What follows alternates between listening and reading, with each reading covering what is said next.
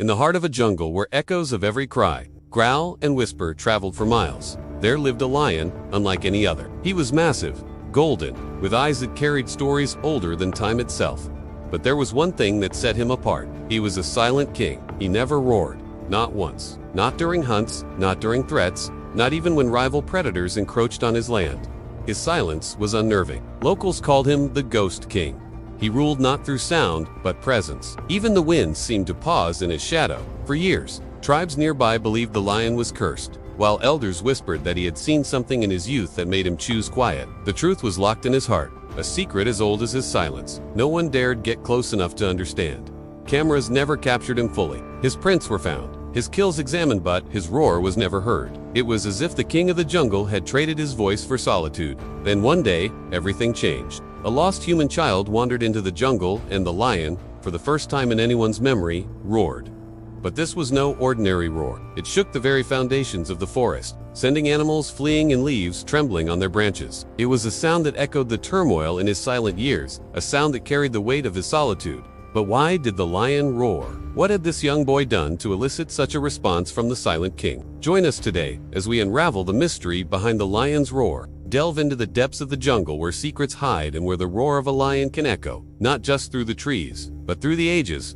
This is more than just a story. It's a journey into the heart of the wild, where silence speaks volumes, and roars can carry the weight of 1,000 words. It was a stormy afternoon when the forest changed forever. Torrential rain lashed against the tall trees, turning the ground into a muddy mess. Thunder rumbled overhead, shaking the very core of the jungle. In the midst of this wild symphony of nature, a small figure stumbled through the undergrowth. It was a young boy, no older than 5, with a mop of unruly hair plastered to his head and big, innocent eyes. His name was Leah, and he had wandered away from his camp while playing. Now, lost and alone, he was soaked to the bone and shivering in the cold. The sky above had darkened to a menacing gray, and the wind howled like a wounded beast through the dense foliage. With each gust, the raindrops fell harder, faster, making Leo's journey through the jungle a slippery, dangerous affair. Fear began to creep into his heart, cold and clammy, squeezing his chest tightly. As the storm raged on, little Leo stumbled deeper and deeper into the heart of the jungle. The trees closed in around him,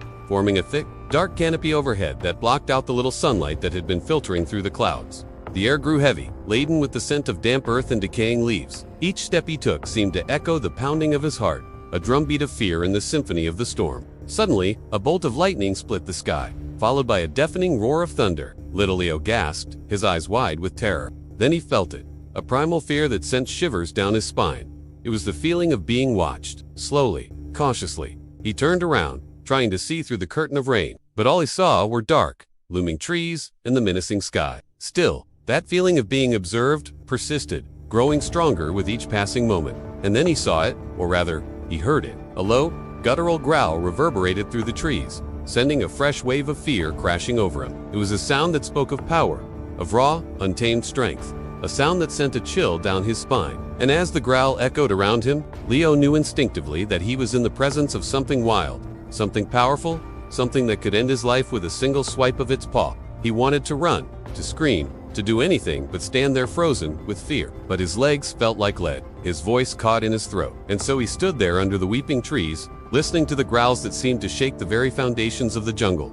Time seemed to stand still. The rain, the thunder, the growls, they all formed a terrifying crescendo. Then, as suddenly as it began, it stopped. The growls ceased, the leaves stilled, the rain softened to a drizzle, and the thunder rumbled away into the distance. For a moment, there was only silence. A silence that was somehow more deafening than the storm had been.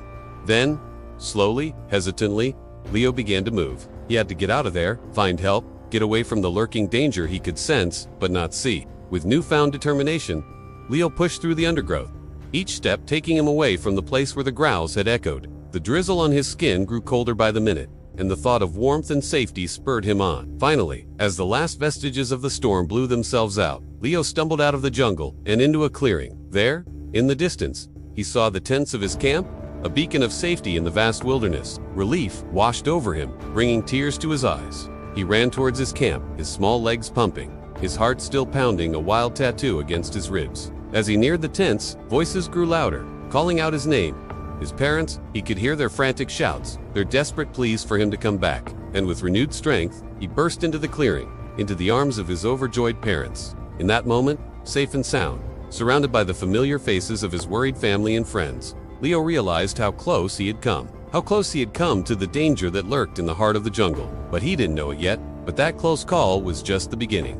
In the heart of the jungle, hidden amongst the tangled vines and towering trees, lived a lion. He was a magnificent creature, his golden fur shimmering like sunlight filtering through leaves, his muscles rippling beneath it like waves crashing on a golden shore. His eyes, a deep amber, held an ancient wisdom, a depth that hinted at secrets whispered by the ages. He was a king without a roar, for as far as the animals in the jungle knew, this lion had never roared. Not when challengers had encroached on his territory, not when prey had bolted from his grasp, not even when the moon hung heavy in the night sky, urging him to claim his title as the king of the jungle. His silence was a puzzle, a mystery that the jungle buzzed with. Some said he was cursed, his roar stolen by some malevolent spirit. Others claimed he had seen something so terrible in his youth that he chose to remain silent as a form of mourning. But the truth was something much simpler, yet far more profound. The lion had chosen silence. He had decided long ago to let his presence speak for him, to let his actions be the echoes of his might. In the tapestry of the jungle, his silence wove a unique pattern,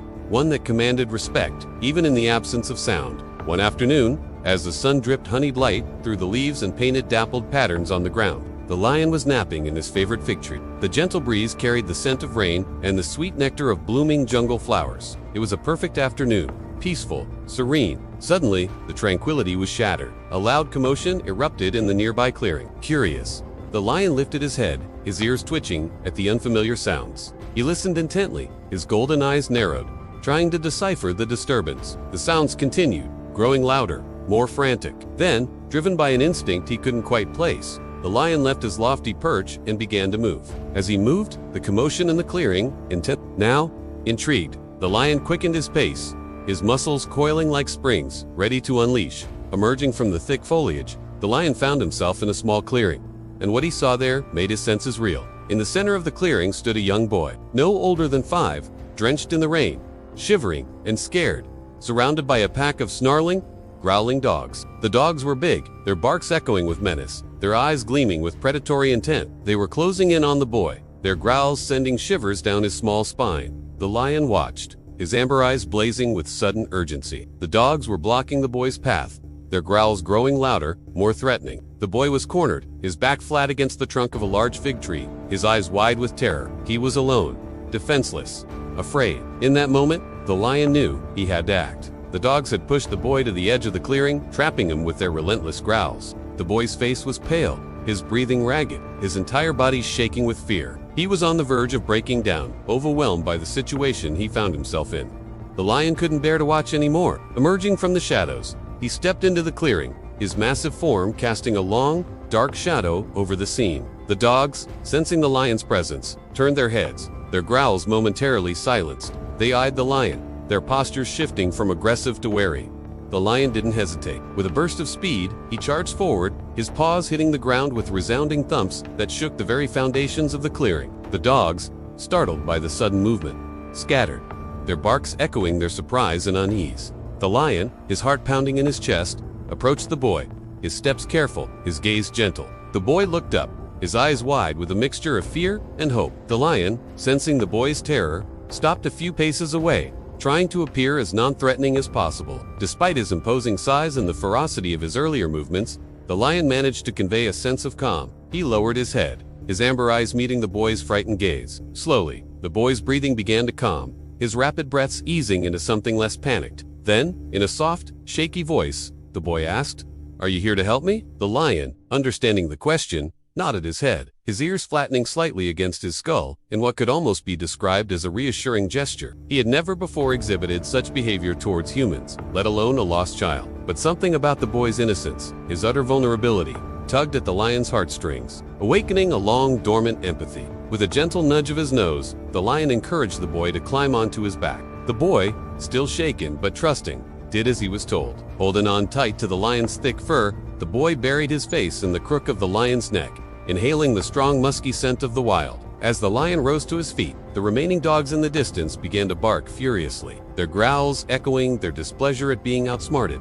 But the lion paid them no heed. He had a child to protect now, a responsibility that suddenly felt as natural as breathing. Turning away from the commotion, the lion strode confidently towards the tree, disappearing into the dense foliage with the boy securely nestled on his back. The journey back to the camp was filled with a mix of emotions for the boy. At first, there was the lingering fear, the echo of the dog's growls still ringing in his ears. But as the lion moved steadily through the jungle, his confidence growing with each step, the boy's fear began to subside. He realized he was safe as one could be with a lion carrying them through the heart of a wild jungle, yet that's how it was. And as the sun dipped below the horizon, painting the sky in hues of orange and purple, the lion emerged from the jungle and into the familiar surroundings of the camp. The sight of the camp, with its tents and people, brought a surge of relief washing over him. He had made it back safely. As the lion approached, a hush fell over the camp. Everyone, from the youngest child to the oldest elder, stared in awe and a bit of terror at the sight of a lion entering their camp, especially with a human child on its back. But the lion, ignoring the surprised murmurs, carefully dismounted, ensuring the boy was all right before turning to face the crowd. The boy slid off the lion's back, his legs wobbly from his ordeal, and ran into the comforting embrace of his parents. The lion watched, a sense of satisfaction settling in his chest. He had fulfilled his responsibility, and seeing the boy reunited with his parents brought a strange sense of completeness to his old soul. It was a feeling he hadn't experienced in a long time, a feeling he had almost forgotten existed. And so, with his duty done, the lion turned and melted back into the shadows of the jungle, leaving behind the gasps, the murmurs, and the flickering firelight of the camp. He was content to fade back into the silence of the jungle, his roar still unheard, his legend still untold. But now, somewhere in the heart of the jungle, a child knew that behind the silent king was a heart that could roar with empathy and courage when it mattered most. And that, perhaps, was the greatest roar of all. If this story touched your heart and sparked your imagination, don't forget to hit that like button and subscribe to my channel, Jungle Echoes, where tales of the wild come to life, and every like helps to amplify these incredible stories. Thank you for joining us today, and until next time, may your days be filled with the magic of the wild and the wonder of stories that connect us all.